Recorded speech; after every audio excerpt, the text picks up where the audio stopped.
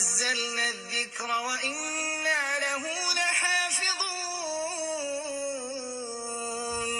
بسم الله الرحمن الرحيم. Assalamu alaikum wa rahmatullahi wa barakatuh. Peace be with you. As we said, we are entering now in the history of the messengers, and the messengers, peace be upon them all, they arrive and they were involved in a history that is important for us for many reasons. In fact, of course, we believe that we are following the last messenger, alayhi wassalam. Now we know that the last messenger taught us, you have to believe in all the messengers before me. And this is what we need to get in our relationship with the Quran, in our relationship with history, is that we need to get the teachings that we can draw out of all these stories that we find in the Quran. And of course, if we go close to the beginning, of course, we have Adam alayhi salam, who was a prophet, and then we have the story of Noah, who was one of the first prophets, messengers, and he was one of the great messengers that we have in our history, coming with a message, and he had, as the last messenger experience, he had to do with his community, with the people, with the tribe around him, and he was rejected, and he was also attacked for who he was, and the way he was dealing with the message and the unicity of God. What he came with was again exactly the same message that we find in the last message, one God, which we understand as a Tawheed, and the fact that we have to come back to God and we have to rely on Him. Now, what he got is the opposition of his community, and he had to deal with this, and at the same time, something happened which was essential, because it was a way with the Deluge, a way of purification of the earth, to start again a new era with people believing in God and with a community of believers. That's the experience which was so essential with Noah, with Nuh alayhi salam, and we have to understand. So what we find in the Quran is very, very instructive in the way we have to deal with the stories before, and in which way we have to understand that it's not by accident that the Quran is talking about the previous revelations, for us to understand the pattern, the historical pattern that we find when it comes with the message, with peace, with God, one God, and the way we have to deal with our fellow human beings. What we find in the Quran is the verse, and many verses that I'm going to quote right now.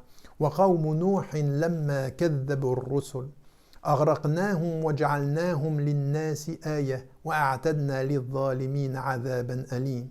And the people of Noah, when they rejected the messengers, we drowned them and made them a lesson for mankind. We have prepared for the wrongdoers a painful retribution.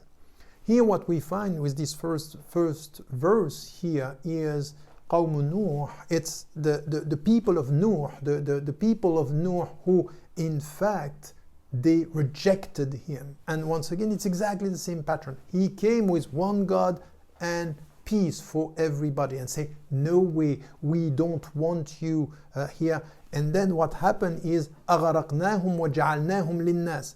أغرقناهم, we drowned them and we made them a teaching, a lesson. That's also something which is important, is that through this test, through this natural catastrophe, because it was the deluge, we need to get the lesson here. We need to get the teaching, which is for you today.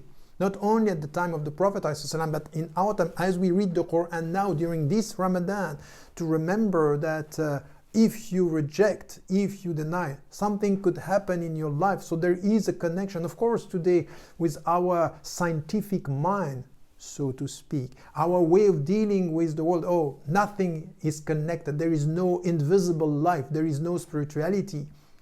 In the Islamic tradition, and following in the footsteps of all the spiritual traditions, by the way, not only the monotheistic traditions, but also what we find in Confucianism, in Hinduism, in Buddhism, that there is a life that we cannot see, there is invisible life, there is spiritual life that we have to be connected. And here, what is said in the Quran is that this is a teaching for you.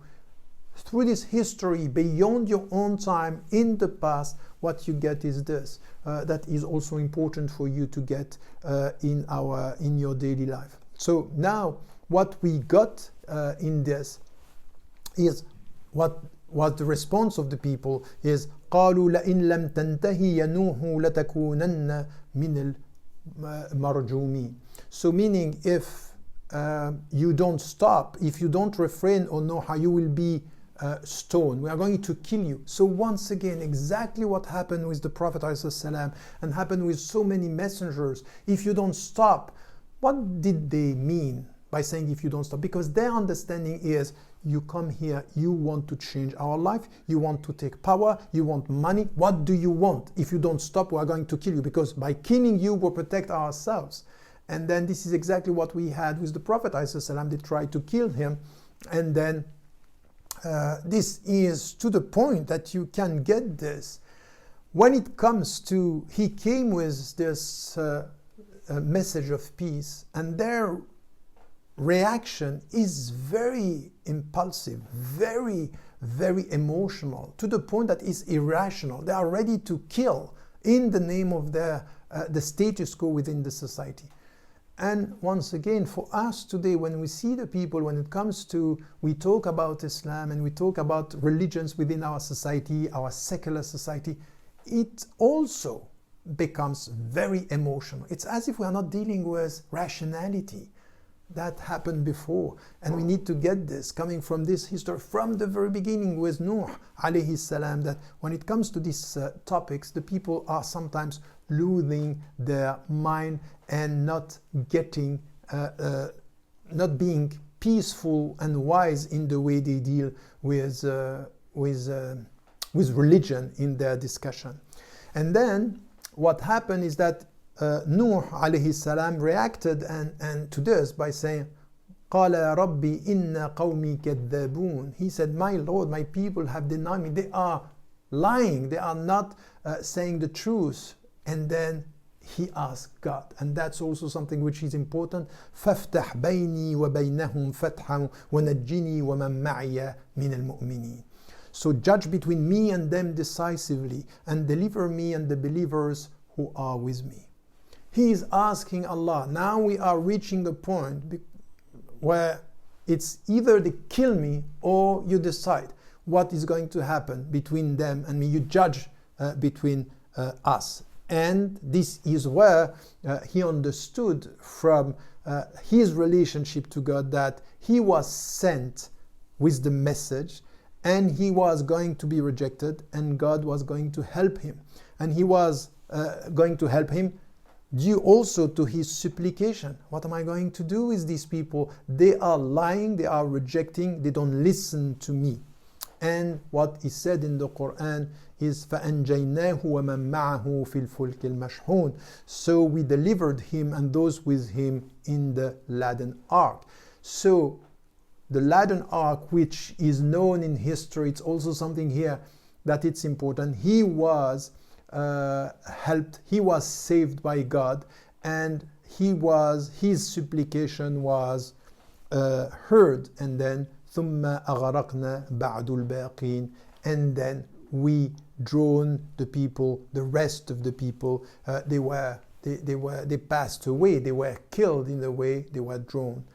From this story, there are three main teachings that we need to get, which are important. The first one is, in fact, what was in the Bible, in the Torah and in the Bible, the Gospel before, is in the Quran. So it's confirming what came before. It's almost the same story, a few differences, but the stories are here, meaning it's a universal transhistorical message that we got. This is one.